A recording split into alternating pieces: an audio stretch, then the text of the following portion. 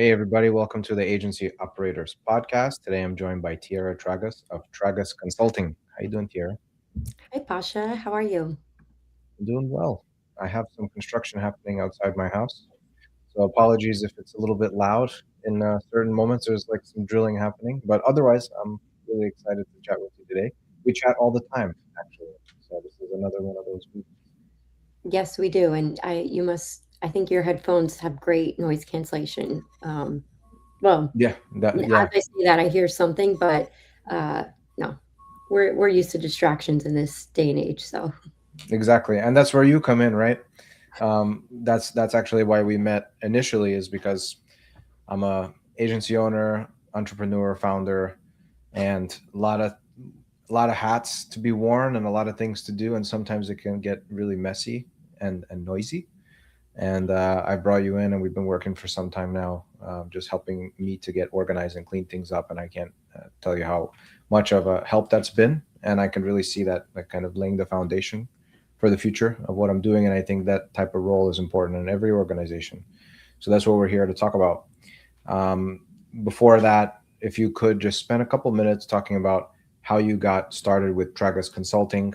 Obviously, with your last name being in the title, it's your baby, it's your company, and it really is a long journey for somebody to get into a position where they're successful at growing their own thing, and it's always fascinating to me, like the steps that people end up taking in order to get there. So please.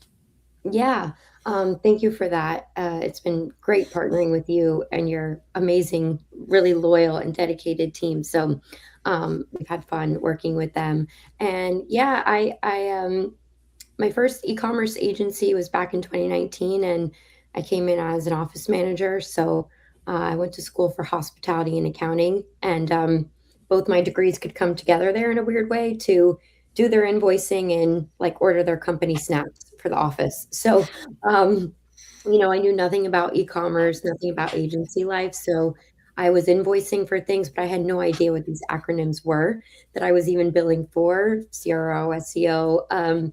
So I really learned this before we had AI. So had to learn, what all those things were. And I was very much on the finance side. And as that agency grew during COVID, I realized like we're paying people full time, but they're not working full time hours. Has anyone even asked this person like what else are they good at, or what other skills would they like to learn, so that we could really optimize our P&L? And so no one was really owning that seat because that's where operations should be. That's where that comes into play. And so I kind of made that role for myself where I could kind of blend together the people, the finances, and create standardized workflows and processes, um, especially around where there's interdepartmental gaps, sales to delivery, delivery back to sales when a project ends. And so I just naturally owned all the areas where no one else was. And I think that's a good definition of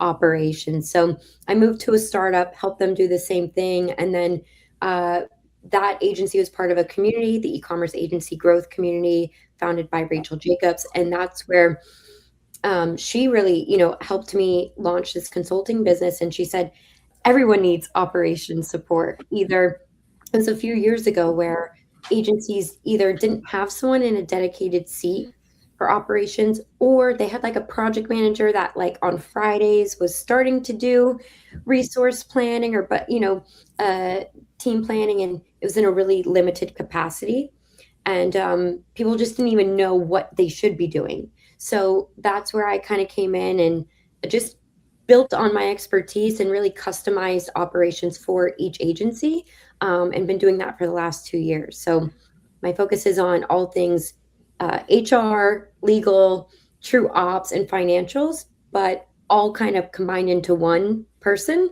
or one team versus you needing to hire fractional support for all those areas. So it's a bit of like a fractional support, right? Like you've combined it together. I mean, it's exactly what most of these small businesses need. Like, we're a small business. Having somebody in a full-time position for operations won't make sense for us, and that's why we don't do it. And so that's exactly the bottleneck that you're solving for, is like, all right, well, there are certain key things that need to be done. So it doesn't have to be at this like very grand capacity. It's just like, kind of bits and pieces here. And also bringing in that expertise that you get from getting exposure to other companies is really key, because probably better than most that agencies operate differently, brands operate differently, software operates differently, even though they all have the finances and the operations and the team, like all of that is standardized, but just certain flows. And there's probably like a bit of a learning curve in every business, right? Like certainly that was the case in the beginning because we're a niche.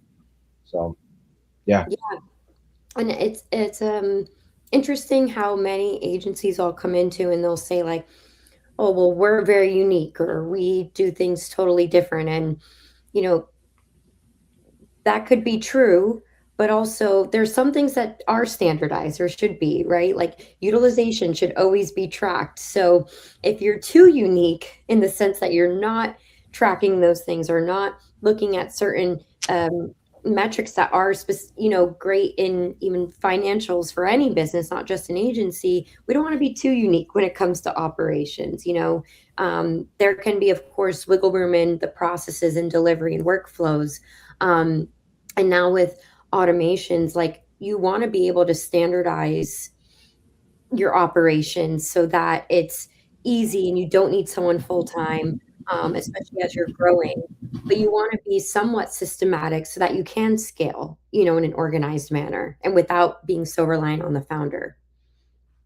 Yeah, absolutely. So what would you say, like, kind of coming into a business from very fresh, like what are the key things that you're looking for, the low hanging fruit that, because I know what they were for us, but I'm sure it's a little bit different across the board. Is there like a formula that you apply, or is it like, oh, this company is really lacking here, so if I can make these fixes, it can be like immediate kind of ROI for them? Yeah, it's a great question. I really it is low hanging fruit, and it is on the easier side for us to knock out, but it's really standardizing the people. And when I say that is like really documenting everyone's roles and responsibilities in the form of job descriptions that can be used for future hires that come in. But for the existing team, most likely if you're a startup, you've hired people or friends or people from other agencies, and maybe you didn't really define their title, or maybe they have a title, but their role's undefined. And now, as you're trying to scale, it's a little bit hard who's doing what, who owns what. And so that's kind of a lower hanging item where we just come in, we talk to every stakeholder in the business, and we say like, okay, what are you doing? What's working well? What's not working well? What do you want to be doing for yourself? And so, um, really formalizing who is on the bus, right? And are they in the right seats there? And can we help them to move into the right seats? Either the founder has spotted that they're not doing well, or maybe they're not enjoying their spot there. So defining who we have, and then we'll kind of look at, okay, now what are we delivering for our clients? And so then we can kind of outline a process of who's doing what, when, and how. And then we kind of get into the where. So where are we tracking the work that we're doing, and how can we optimize and streamline that work in our project management systems? How can we build visualization tools, leveraging AI and automations for both internal visibility, but also for the clients as well? And so those are kind of the three pillars. Will tend to flow in that way. And kind of the overarching umbrella is the financials. Some agencies have that already locked down. And so our job is more about providing visibility to the leads in a way that makes sense, and producing KPIs so that they can have targets that they're marching towards. Or sometimes they need a whole financial overhaul, and we'll help them with that as well. So with the finances, one thing that's been difficult, like on the agency side, how do you do unit economics when it's people's time without needing to rigidly monitor every single thing? Like an email comes in, log 5 minutes writing back an email. Like, how do you avoid that type of redundant work, busy work for the team and their kind of lack of wanting to do that for a good reason? I wouldn't Yes. want to track every email, just like it's like the same 5 minutes goes to opening up the tracker and logging your time. But still, like, you need to have a way to be able to quantify, right? Like, this client is actually losing us money. We didn't even know that. Yeah. Yeah, well, in today's world, you can kind of connect Claude to your emails now, right? And time that is being spent, you can quantify that with Claude and set something up based on length of the email, I'm sure. And the time could be logged for you, so that can help reduce busy work for teams. Um, and but at the end of the day, like, yeah, it doesn't need to be specific, maybe timers that are being run for every email that we're checking or every Slack message that you may be answering. But it is important that, along with the specific tasks that we have in our Asana boards or ClickUp boards, that we have tasks that I like to call constants. They're always open, and there's a task for calls and communications that's always living there. And maybe the team at the end of their day, at least, they can quantify, hey, I think I spent 15 or 20 minutes talking to client A or client B. Let me track that time into the bucket. And I really would recommend doing it daily, because by the next day we forget what happened there. And so, yes, I think it's important for some some roles to be running clocks, especially for like development work, even design work. But for more of that like account strategy time, it's just better suited to plug that in. It's kind of you can increment, do time increments of like 20 minutes and up. But super important, and it's billable. I think that's a key thing that sometimes people miss. I love that. I think the answer with the whole AI thing is really at the heart of it. Like, only right now we're getting this technology available that allows us to really save time on this kind of level. Like, that's like actual, actually working. And I've just implemented Claude Teams last week for everybody at the org, and that's super exciting because, I mean, the potential is unlimited, especially with they're rolling out new things. It's happening in real time. All these systems are developing. So I'm curious what we can do as an org. I know that Claude right now has something called projects, where we can have departments that, it's hooked up to SOPs, and that's the whole other thing, right? Is like how to do standardized process without needing to rely solely on SOPs, because the same way that tracking time can kill motivation, following very rigid guidelines can kill motivation too. And so it seems like the AI thing is solving for time management, but also for being a little bit more loose on needing to update SOPs, because you can have communication within like one of these kind of projects, and then the SOP updates automatically because it's living and breathing, and then onboarding becomes easier. So I'm just curious, like, kind of what you're seeing. How is AI helping you in your role? Yeah, even we set up a lot for our agencies, but even for ourselves. Like yesterday, I needed support from one of my team members, and I said, I'm just going to share access to my Claude chat with you, and all of the resources are in there, and you can see what I was trying to do, and where I stopped due to time, and where I need you to pick it up and carry it out for me. And she was able to do that, whereas before I would have needed to get on a call, walk her through every tab, walk her through what I was trying to do. And it's like, by the time I did all that, I could have just finished my Claude chat myself and built it. And so we're able to kind of do knowledge transfers way more seamlessly now. And the way that we're using it with some of my agencies is really in that we're building operating systems for them, using AI tools like Lovable, and even in spreadsheets. Like if we have a financial forecast, we are building automations from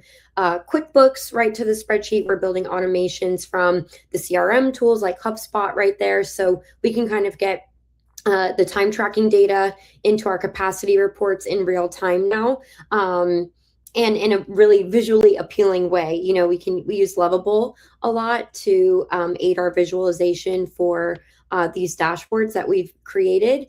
And we're able to kind of segment out visibility, whereas like even in Google Sheets, as much power as you have with them, unless you're doing an import range, you kind of need to share the whole sheet. And sometimes you don't want to do that. You just want to share a tab with someone. So yeah, we're able to build those out using AI, and if the team members have visibility into data and financials, they're better able to make decisions. And it really helps take a lot off the CEO's plate when other leaders that they've hired can actually feel empowered. Love that. I did have also a question about, like, because exits are always top of mind for most companies in our space, right? At some point, there's this eventual exit, whether it happens next year, 5 years, 10 years, 20 years. I know how important operations are for the exit, right? Like they always say, like before you sell your company, you have to do X, Y, and Z in order to get it like packaged nicely for the new buyer. So that way they can unpackage that and everything is like easy to integrate within their org, or easier to integrate. Sometimes it's hard no matter what, especially when you're merging people and teams together. But having SOPs, having time tracking, having good financials, everything is clear. How how important is that actually? How difficult is that actually? How much ahead of time do people need to start building these practices into their workflows before they can start thinking about an exit? Yeah, it's a great question. Everything that I've learned about M&As and exits, I have to give credit to Rachel Jacobs, because she's really led a lot of those and taught me a lot. But I have to say that what I've learned from her is that it's really different. Every buyer is going to be interested in something different, right? Maybe they don't care about the processes at all. They just care about the bottom line. And so she's really taught me this term of like, is it terms or the dollars? What is the buyer and seller more interested? Because you're going to have to compromise on one of the two. And so, if it is terms, you can use that as leverage to say we have everything buttoned up, of course, on the financial side, but we have processes in place, we have roles and responsibilities, we have team members that have been with us for, in your case, 7+ years, right? But also that the agency isn't built around those people per se, because you have standardized workflows that people can come and the team can grow, right? It's not going to fall down if you leave or if one of those people leave. And so really making sure operations in general is the foundation of a home. And so if you start trying to add on to the home to prepare to sell it, you're kind of just masking the issue, because when they go to do that inspection for the home, they're going to uncover the foundational issues, hopefully, right? A good inspector will. And so it's the same thing for operations. If you're looking at buying or selling a home, you need to make sure that the four walls and that the foundation of the house is really strong. And I would say you want to do that if you're building a home, you want to do that when the house is being built. So the earlier you can start thinking about your operations, the better. And not to say, oh, it's already been built, we can't fix it. Like, it's never too late to fix it. But a good time to start thinking about operations is when you have hit maybe 8 people on the team. I think it gets a little less easier for everyone to know automatically what you're thinking. And you're not going to be able to touch every client interaction that happens. So that's a good time. Or when you're, going to scale and hit that 1 million mark, I think it's a good time to start thinking about cleaning up your operations, whether you're trying to sell or not. Amazing. So, with that being said, how does one get in touch with Tiara and her team? Yes, thanks for asking. You can reach me on LinkedIn at Tiara Tragas or at Tragas Consulting, and you can reach me by email at tiara@tragasconsulting.com.